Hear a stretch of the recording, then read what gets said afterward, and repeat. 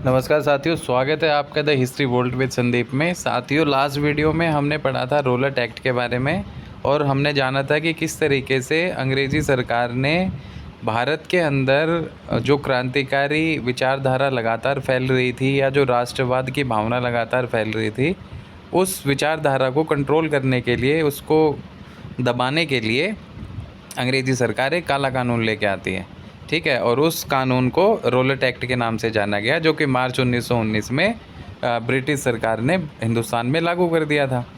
और इस कानून के दो मेजर प्रावधान क्या थे कि बिना किसी सबूत के अगर अंग्रेज़ी सरकार को किसी भारतीय के ऊपर डाउट है तो वो उसे अरेस्ट कर लेगी और जेल में डाल देगी और कोई मुकदमा, कोई सुनवाई नहीं होगी।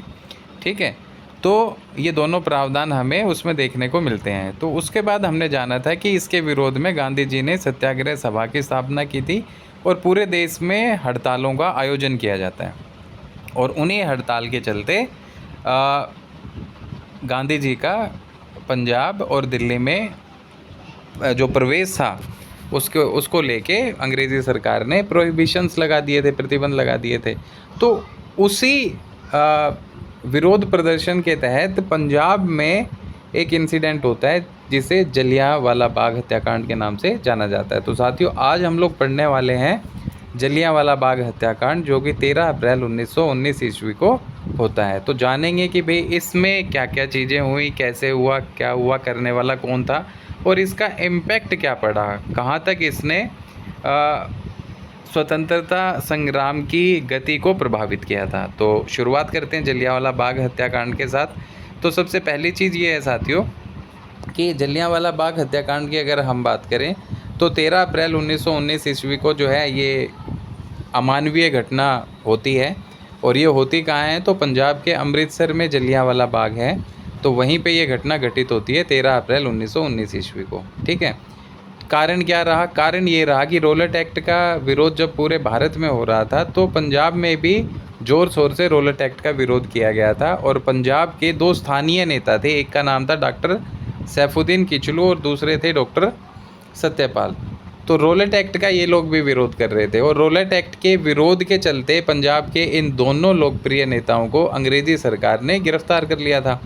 ठीक है, जब इन्हें गिरफ्तार किया गया तो इनके जो साथी थे, इनके जो सहयोगी थे या इनको मानने वाली जो आम जनता थी, इन लोगों ने इन दोनों नेताओं की, डॉक्टर सैफुद्दीन किचलू और डॉक्टर सत्यपाल, इन दोनों नेताओं की गिरफ्तारी के विरोध में 10 अप्रैल को एक शांतिपूर्ण तरीके से जुलूस निकाला।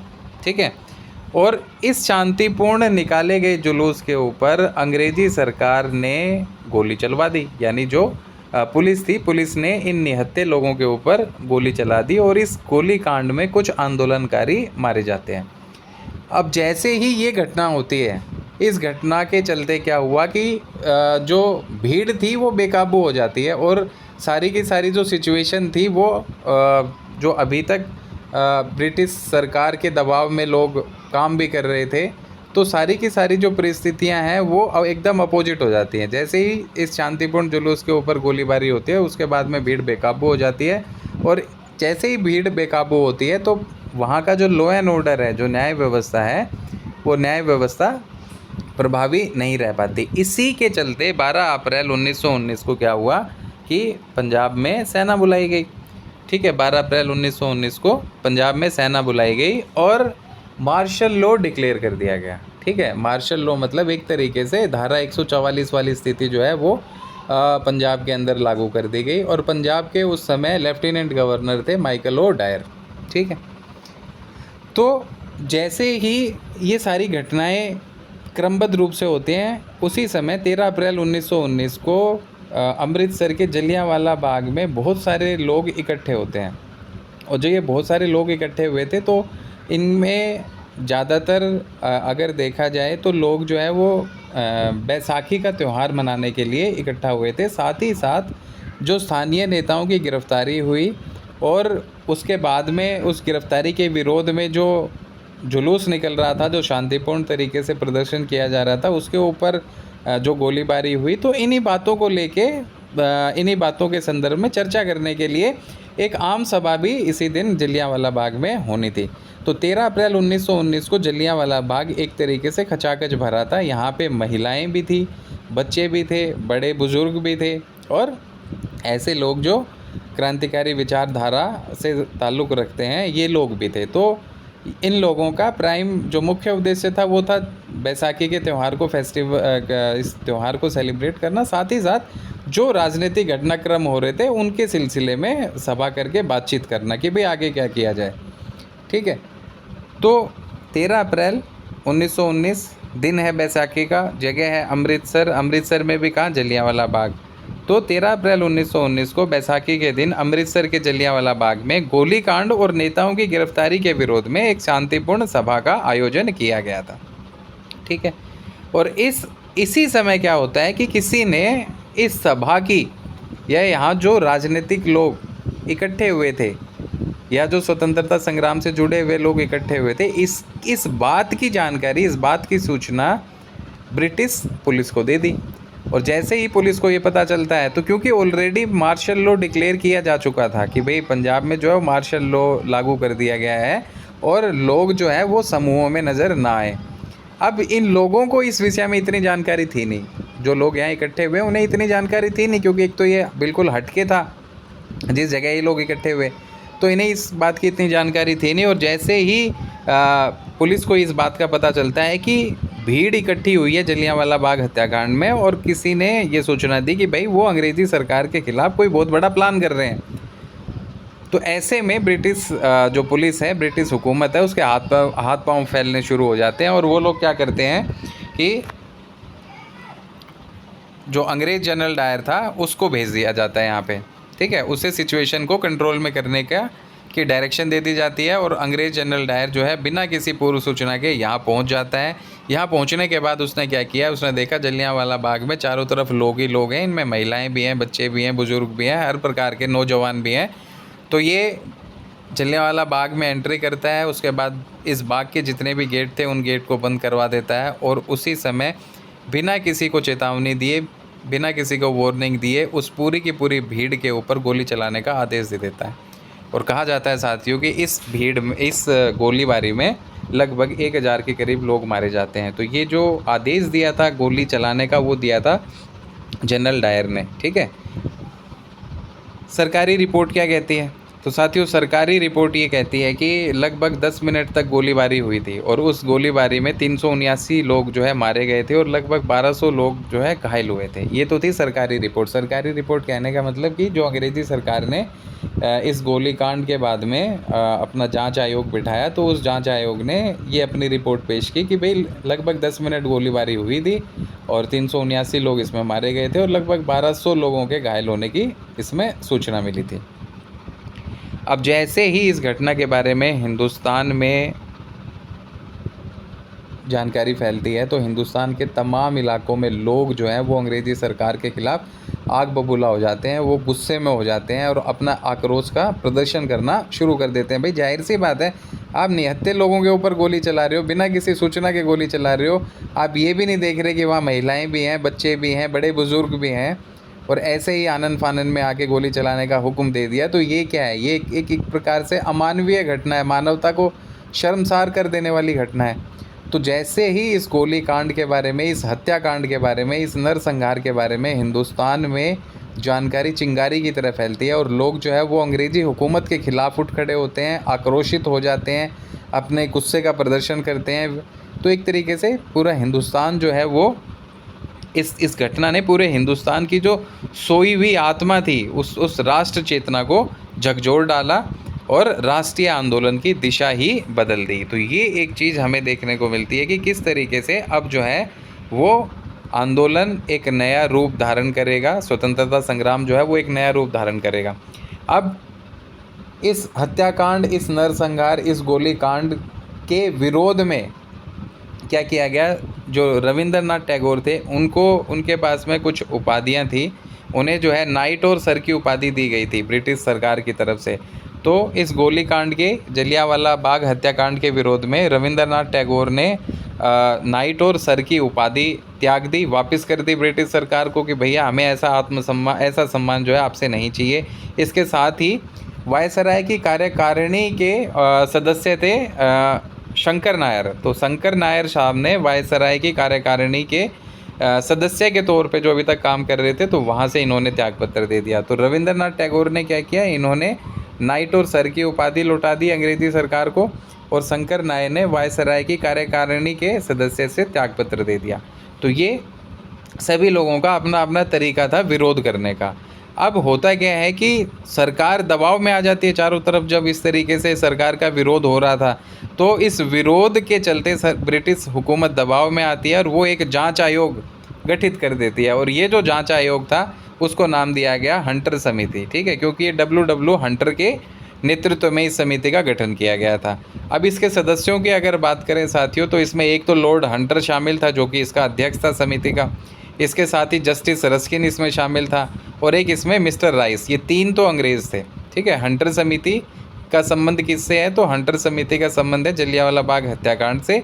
अंग्रेज़ी सरकार के द्वारा नियुक्त ये समिति थी, इसकी अध्यक्षता लॉर्ड हंटर ने की थी। और इसके अंदर जो सदस्य शामिल थे उसमें 3 अंग्रेज़ सदस्य थे, एक लॉर्ड हंटर स्वयं, दूसरे जस्टिस रस्किन, तीसरा मिस्टर राइस।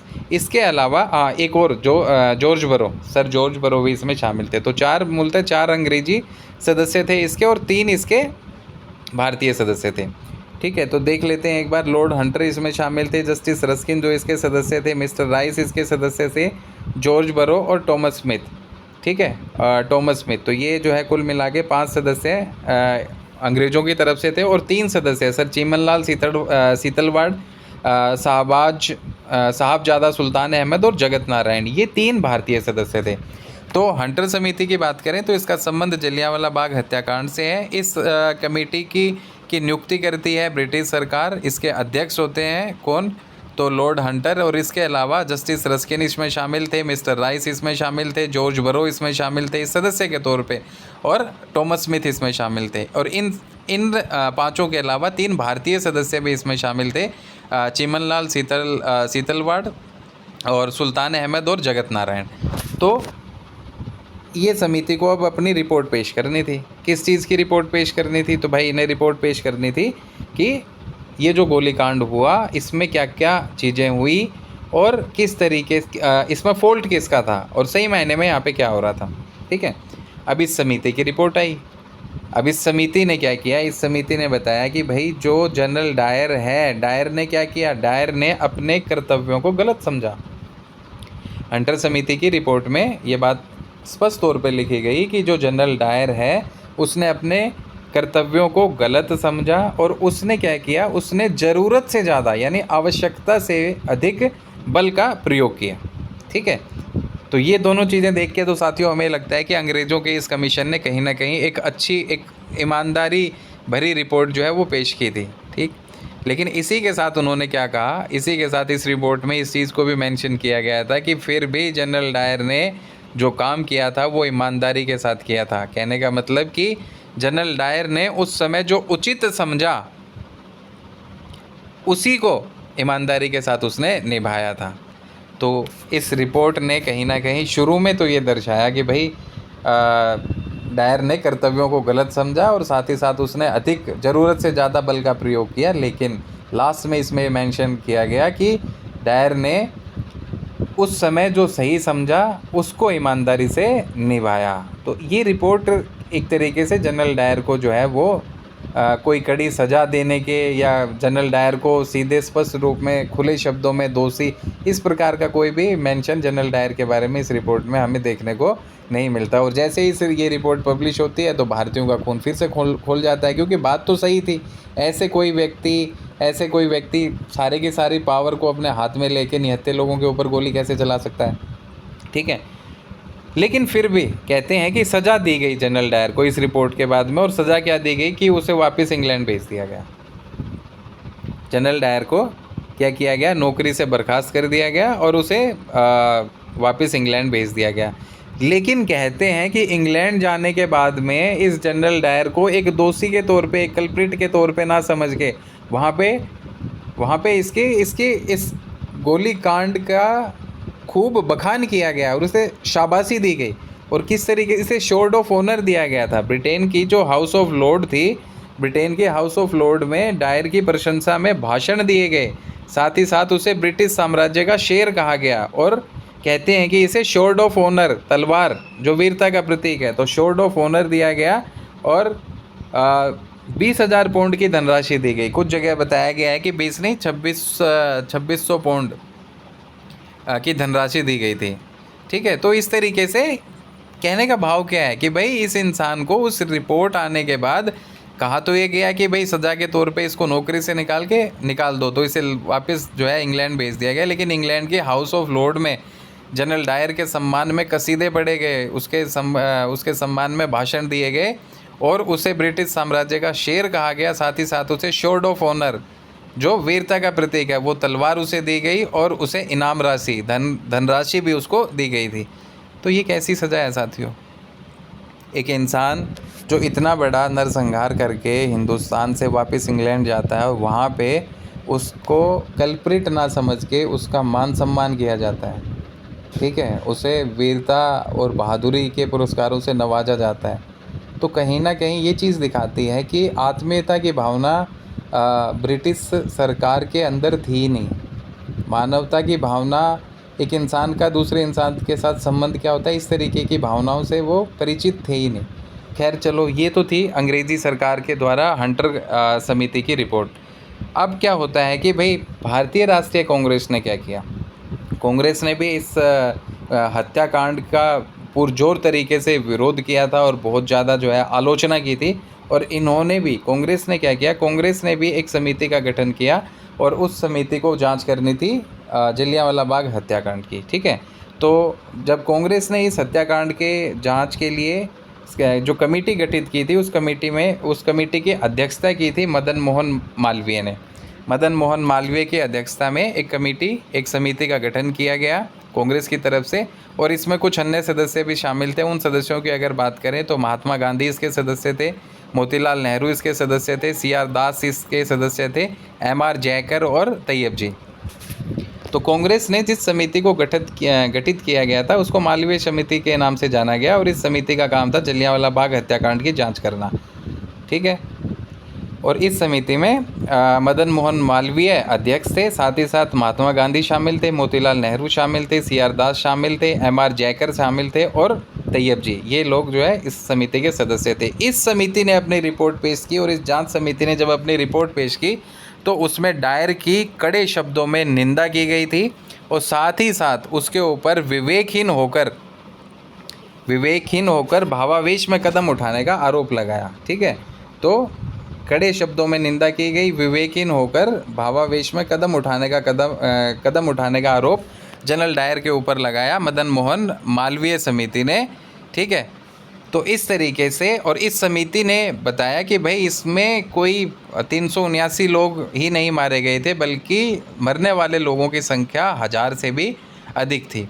तो इस तरीके से ये जो हत्याकांड हुआ, इस हत्याकांड के बाद में जनरल डायर चला गया कहाँ पे, इंग्लैंड में, और कहते हैं कि जनरल डायर की लकवे से मौत हो जाती है। ठीक है भाई, जो बुरा करेगा तो उसकी मौत भी उतनी भयानक और बुरी होगी। तो 1927 ईस्वी में लंदन में ये लकवे से मारा जाता है। कौन? General Dyer. उसके बाद में जो पंजाब का लेफ्टिनेंट गवर्नर था जिसने ये आदेश दिया था जनरल डायर को कि भाई सिचुएशन को कंट्रोल करो, ठीक है, मुझे सिचुएशन कंट्रोल में चाहिए, और इस व्यक्ति का नाम था माइकल ओडायर। ठीक है, तो माइकल ओडायर की गोली मार के हत्या कर दी जाती है लंदन में, और ये काम किया था हमारे श्री उधम सिंह जी ने। तो उधम सिंह जी ने क्या किया, 13 मार्च 1940 को माइकल ओडायर को लंदन में गोली मार दी, और गोली मारने के बाद इन्हें अरेस्ट कर लिया जाता है उधम सिंह को, और इनको भी वहाँ फांसी हो जाती है। तो ये जो माइकल ओडायर है, ये कौन था? ये पंजाब का लेफ्टिनेंट गवर्नर था। तो साथियों, ये जानकारी थी जलियांवाला बाग हत्याकांड के बारे में कि जब रॉलेट एक्ट को लागू किया गया तो हिंदुस्तान के तमाम इलाकों में विरोध हुआ और पंजाब में भी पुरजोर तरीके से इसका विरोध हुआ। स्थानीय नेता डॉक्टर सैफुद्दीन किचलू और सत्यपाल को गिरफ्तार किया गया। उसके विरोध में एक सभा हुई, एक आम रैली हो रही थी शांतिपूर्ण तरीके से। उस रैली के ऊपर गोलीबारी की जाती है और उसमें कई सारे लोग जो है वो घायल और मारे जाते हैं। उसके बाद में जब स्थिति बिगड़ने लगती है पंजाब की, तो ब्रिटिश सरकार क्या करती है, वहाँ मार्शल लॉ लागू कर देती है और सेना को भेज देती है। और 13 अप्रैल 1919 बैसाखी के दिन जब जलियांवाला बाग में कई सारे लोग इकट्ठे होते हैं, जिनमें महिलाएं, बच्चे, औरतें और बड़े बुजुर्ग शामिल थे, साथ ही नौजवान भी शामिल थे। तो यहाँ पे दो मकसद होते हैं भाई, एक तो त्यौहार सेलिब्रेट करना, साथ ही साथ जिन स्थानीय नेताओं को अरेस्ट किया गया था उनकी गिरफ्तारी के संदर्भ में सभा में बातचीत करना और आगे की प्लानिंग करना। इसकी रिपोर्ट मिलती है जनरल डायर को। डायर वहाँ पे आता है और बिना किसी को सूचना दिए 10 मिनट तक गोलीबारी करता है और उसमें बहुत सारे लोग जो है वो मारे जाते हैं और घायल हो जाते हैं। उसके बाद इस हत्याकांड का विरोध पूरे हिंदुस्तान में हुआ। अंग्रेज़ी सरकार ने एक जांच आयोग बिठाया जिसका नाम था हंटर समिति। हंटर समिति ने रिपोर्ट दी कि भाई 379 लोग मारे गए थे और लगभग 1100 के आसपास लोग घायल हुए थे। हाँ, जनरल डायर ने जो अपना कर्तव्य है उसको गलत समझा और उसने ज़रूरत से अधिक बल का प्रयोग किया, लेकिन उस समय उसने जो उचित समझा वो काम ईमानदारी से किया। तो सज़ा के तौर पे उसे इंग्लैंड भेज दिया गया और इंग्लैंड में उसे शोर्ड ऑफ ऑनर और उसके सम्मान में हाउस ऑफ लॉर्ड्स में भाषण दिए गए, कसीदे पढ़े गए, ठीक है। उसको ब्रिटिश साम्राज्य का शेर कहा गया। लेकिन जब भारतीय जांच समिति ने, जो मदन मोहन मालवीय की अध्यक्षता में गठित की गई थी, उसने जब इस जलियांवाला बाग हत्याकांड की जांच की, जिसमें महात्मा गांधी, मोतीलाल नेहरू, CR दास, MR जयकर और तैयब जी शामिल थे, तो इन्होंने जनरल डायर की निंदा की और कहा कि भाई विवेकहीन होकर, यानी बिना बुद्धि का इस्तेमाल किए उस इंसान ने भावनाओं में आके ये कठोर कदम उठाया था। और बाद में कहते हैं कि 1927 में जनरल डायर लकवे से मर गया और माइकल और डायर, जो पंजाब का लेफ्टिनेंट गवर्नर था, उसकी गोली मार के हत्या कर दी थी उधम सिंह ने 13 मार्च 1940 को। ठीक है, तो साथियों ये जानकारी थी जलियांवाला बाग हत्याकांड के बारे में। आशा करता हूँ मेरे द्वारा दी गई जानकारी आपको पसंद आई होगी। अगर आपको इन्फॉर्मेशन अच्छी लगी तो प्लीज़ वीडियो को लाइक करें, कमेंट करें और इस वीडियो को अपने दूसरे साथियों तक भी शेयर करें। जल्दी मिलते हैं किसी नई वीडियो के साथ। सो आज के लिए इतना ही। धन्यवाद।